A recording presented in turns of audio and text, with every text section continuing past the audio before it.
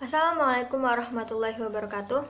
Nama saya Rara Nabila Zahra, NIM 200302110171. Di video ini, saya akan mempresentasikan peranata sosial dan kesenian, seni wayang, dan seni arsitektur. Yang pertama, pengertian dari peranata sosial. Apa itu peranata sosial? Ada beberapa ahli yang merumuskan pengertian dari peranata sosial. Di sini saya akan mengambil dari Alvin L. Bertrand, bahwa peranata sosial pada hakikatnya adalah kumpulan-kumpulan dari norma-norma sosial atau struktur sosial yang telah diciptakan untuk dapat melaksanakan fungsi masyarakat. Ada beberapa fungsi dari peranata sosial. Yang pertama, melindungi keutuhan dalam masyarakat.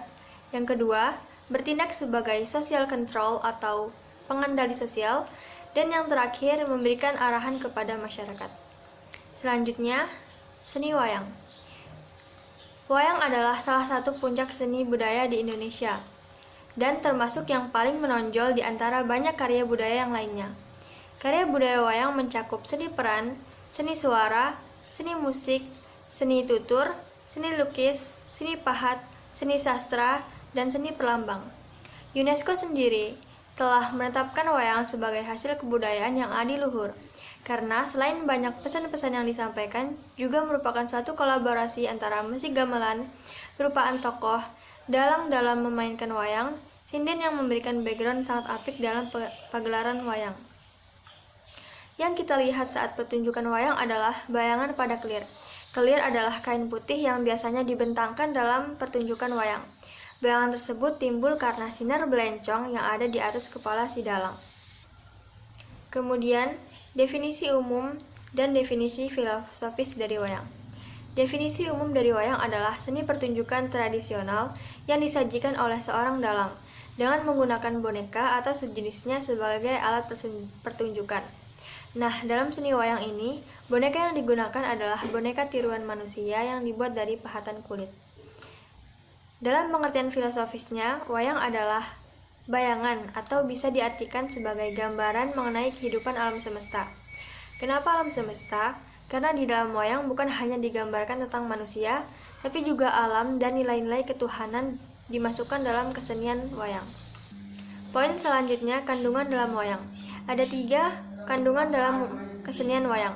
Yang pertama, wayang bersifat momot-kamot atau memuat segala aspek kehidupan manusia, mulai dari pemikiran manusia, ideologi, politik, ekonomi, sosial budaya, hukum, maupun pertahanan keamanan dapat termuat di dalam wayang. Yang kedua, mengandung tatanan, tuntunan, dan tontonan. Maksud dari tatanan di sini adalah suatu norma yang disepakati dan dijadikan sebagai pedoman bagi para seniman dalang. Dan yang terakhir ialah wayang merupakan teater total, yakni menyajikan aspek-aspek seni secara total, baik secara seni drama, seni musik, seni gerak tari, seni sastra, dan seni rupa. Selanjutnya, fungsi wayang sebagai media hiburan dan dakwah Islam. Sebagai media hiburan, wayang mempunyai unsur-unsur tragedi, komedi, dan tragikomedi. Dalam media hiburan, wayang dipakai sebagai pertunjukan di dalam berbagai macam keperluan acara seperti hiburan. Namun, dikemas dari aspek yang berbeda-beda. Salah satu contohnya ialah cerita dalam wayang menjadi sarana pengendalian sosial dengan memasukkan kritik sosial yang dikemas dalam humor. Selanjutnya, sebagai media dakwah Islam. Wayang merupakan media dakwah para wali songo di Pulau Jawa pada zaman kedatangan Islam. Pada mulanya, bentuk wayang menyerupai bentuk manusia. Kemudian, para wali songo sepakat untuk mengubah wayang menjadi bentuk pipih atau istilahnya gepeng, seperti bentuk wayang yang kita ketahui saat ini. Para wali songo melakukan dakwah dengan cara memadukan budaya yang sudah ada dan memasukkan ajaran-ajaran Islam di dalamnya. Tujuannya adalah agar tidak menghilangkan susunan asli budaya, karena tujuan dakwah wali songo sendiri adalah untuk membenahi ajaran-ajaran yang sudah ada. Sebagai contoh, Wali Songo mengadopsi kisah-kisah dari kitab Mahabharata dan Ramayana yang merupakan bagian dari kitab suci Hindu dan memasukkan unsur nilai-nilai Islam dalam plot cerita tersebut.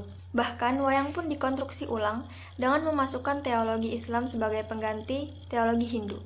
Contohnya seperti pada saat Wali Songo memodifikasi makna konsep jimat kalimah syahada, artinya jimat kalimat maha usada, yang bernuansa teologi Hindu menjadi bermakna azimah kalimah syahada.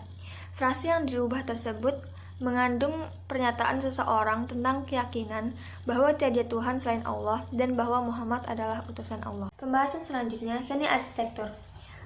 Akulturasi arsitektur Islam di Indonesia. Sebelum Islam masuk dan berkembang di Indonesia sudah memiliki corak kebudayaan yang dipengaruhi oleh agama Hindu dan Buddha.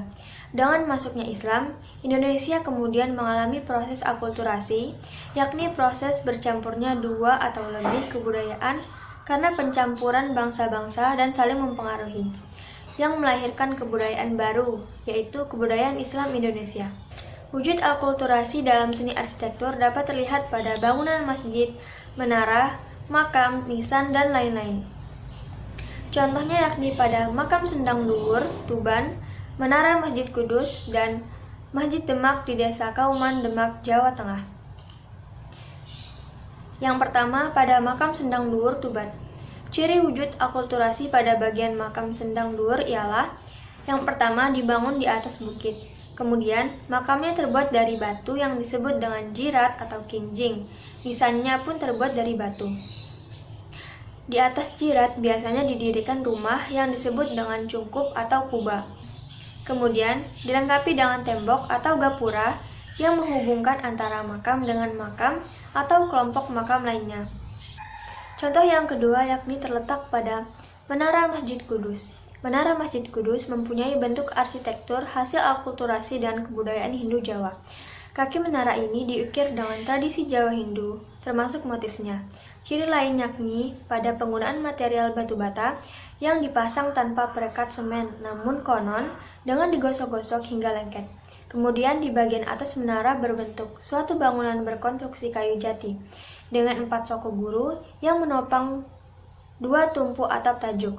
Sedangkan di bagian puncak atap tajuk terdapat semacam mustoko atau kepala seperti pada puncak atap tumpang bangunan utama masjid-masjid tradisional di Jawa yang merupakan wujud elemen arsitektur Jawa Hindu. Contoh yang ketiga terletak pada Masjid Demak di Desa Kauman, Jawa Tengah. Akulturasi antara budaya di masjid ini salah satunya terlihat dari bentuk atapnya. Tidak seperti masjid pada umumnya yang memiliki kubah melengkung, atap Masjid Demak berupa tajuk tumpang 3 berbentuk segi 4, yang lebih mirip dengan bangunan suci umat Hindu, yakni pura yang terdiri atas 3 tajuk. Jumlah 3 tajuk Masjid Demak merupakan gambaran akidah Islam, yaitu iman, Islam, dan ihsan. Demikian dari saya, mohon maaf apabila ada kekurangan dalam pembuatan video ini. Terima kasih. Wassalamualaikum warahmatullahi wabarakatuh.